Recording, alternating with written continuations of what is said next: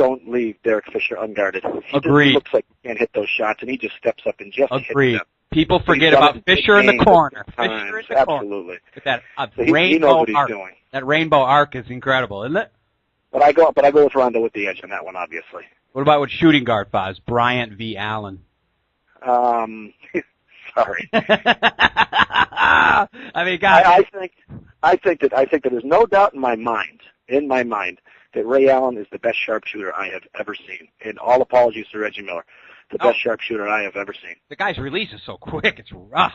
Yeah, it's the best I've ever seen. But I'm sorry, you're asking me to compare him to Kobe Bryant, who I think he's the best player in the game. Just because I have to. Finisher in the game. He's the best closer in the game. Oh yeah. I think he's the best player in the game. I think it's hands down, and I think the way LeBron James has shamed himself this year has proven that.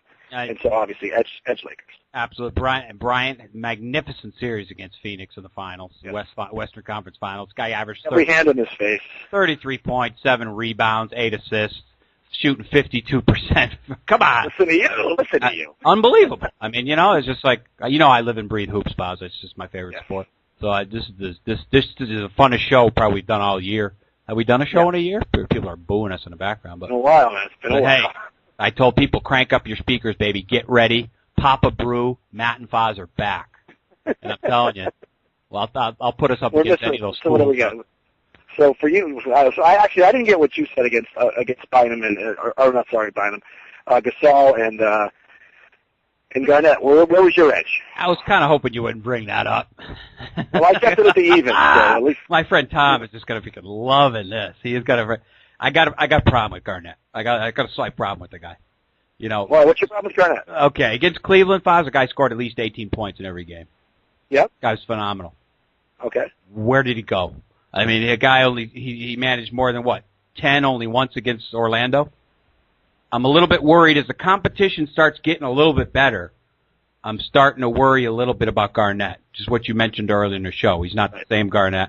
He's got the cheerleader spirit. He's got a heart of a lion. But if the physical goods aren't there, I don't care how much of a heart you got. You're not going to be able to follow through.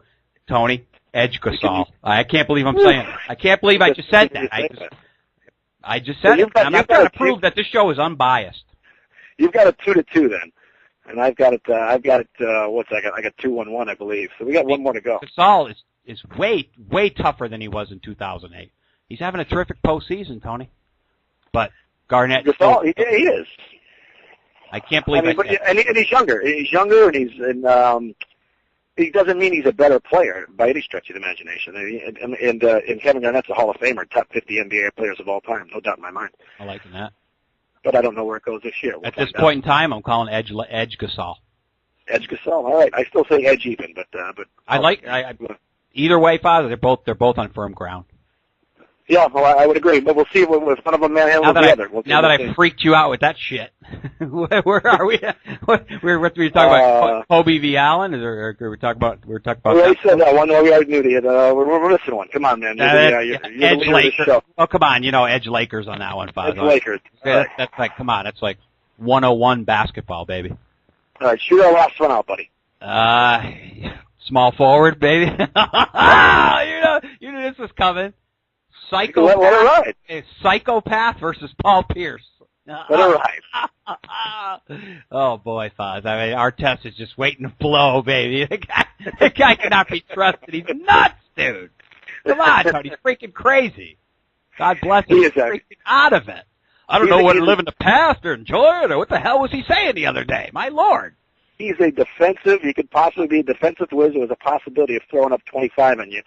But I don't think I'm with you on that. I think Pierce is definitely a better ball player than he is, and a money player, no doubt. Freaking hilarious, man.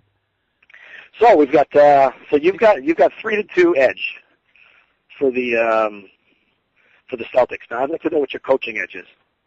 Tony, my coaching edge. If I could just go back to that show and just spit the stats that you were spitting out against Phil Jackson. About Phil Jackson, 3 times, 3 different teams, 3 times. You were just, my eyes were just going, woo, woo, woo. That was incredible, dude. I had my hair, my freaking skin was standing up when you were saying that, those stats. It was incredible. shit you just can't read in the paper. You know, you're just fucking coming out of Tony's brain. I was like, damn, I don't like him as a human being, but the woo, woo, all those stats are just woo. Yeah, I'm not sure about the guy as a unbelievable. You know, but he's a tactician. He definitely knows how to motivate his players. There's something I've seen about Doc Rivers this postseason though that has really endeared me to the guy. I think any coach can win one. And I really believe that. Any coach can win one as long as he's got the right team and the lightning in the bottle, right players. Any coach can win one. Doc Rivers definitely strikes me as a coach who can win another. And there was a huge point against, I want to say it was against Orlando. He had the team just kind of sitting there, and he says to the guys, I know you want to win, but we have to do it together. And that stays in my head just because, you know, here they were holding on to 1-point lead with like a minute left to go. And Was that Newt Rockne-esque? I mean, was that Notre Dame-esque, Tony? Well, maybe there's a bunch of them that said like that, but the microphones are now there, and now you can hear them. God, but it was, and they ripped it together, and they pulled it together. They've done everything together. They've shown what a team they are. And I think that's why I think that's why I stand more on the fact that if Kobe Bryant does this without a real team, I mean, he's got a couple of players on the squad, but let's face it, if the Lakers win, it's not going to be because of Gasol or Artest. I don't care what anybody says. I agree. If the Lakers win, it's going to be because Kobe Bryant has willed them to win. Well, that's not the case with the Celtics. Their coaching, their teamwork. So glad you said that, Tony, because so many people are just talking about Kobe Bryant, Kobe Bryant, Kobe Bryant. The Celtics have the ability defensively to shut down the rest of the team. And Kobe can score his 40, and we talked about this before. What happens? Lakers lose. Well, I mean, and that's why I kind of disagreed with you on that point, and I threw that stat up the other day to you. That the fact that when he scores 40 points, his team has a 667 winning percentage. That shows you that, you know, as long as it keeps it close, who says he can't just turn around with 3 minutes left to go and score 10 points? True. Score 12 points. He is the best finisher in the league right now, and he's definitely one of the best finishers that I've ever seen in my lifetime. Boz, excited as I got about Jackson. I didn't tell you who I thought had the edge. I just kind of wanted to bait your breath with that one. Doc Rivers. I'm taking Doc on the edge. He's got Rivers' number. I think. I'm sorry. Doc Rivers has Jackson's number. He's beat him before. He's beaten him before. Foz. He's the consummate players coach. Consummate players coach. There's something about Phil Jackson, Foz. You see him there on the sideline, sitting in his chair. It's almost like he's a Harvard professor. He's almost cold. I feel you. I know what you're talking about. Doc, it's an intangible. Doc Rivers feels like he's your best friend. I think Doc Rivers makes you earn his friendship, man. I don't think he sits there and makes you feel like his best friend. Of course he does. If you get knocked out, he gets your ass up and run down to court. But I know this is going to sound strange to you, Matt, but I agree. I think coaching edge goes to Celtics. I completely agree. I am really surprised to hear you say that.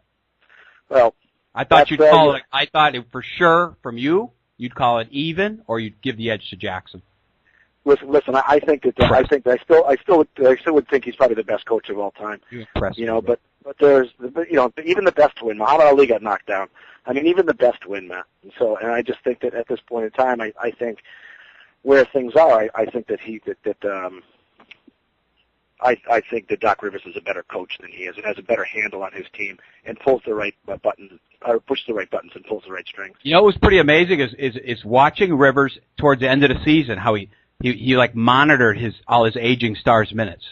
I don't know if you picked up on that. He knew exactly what he was doing. I got to tell you, I'm up here in Boston now, where Sports Talk Radio was hammering him, and hammering Boston, and hammering all these older players. And I didn't get any of that. I don't get any of that down here. So neither did we. Maybe I'm. Well, we were hearing it, but we weren't getting it. We weren't understanding it. Yeah. And he's definitely showing what he was doing.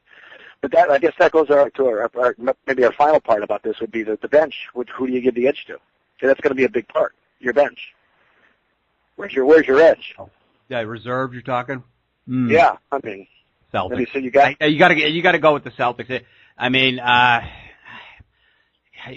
gee, Tony, I'm thinking about the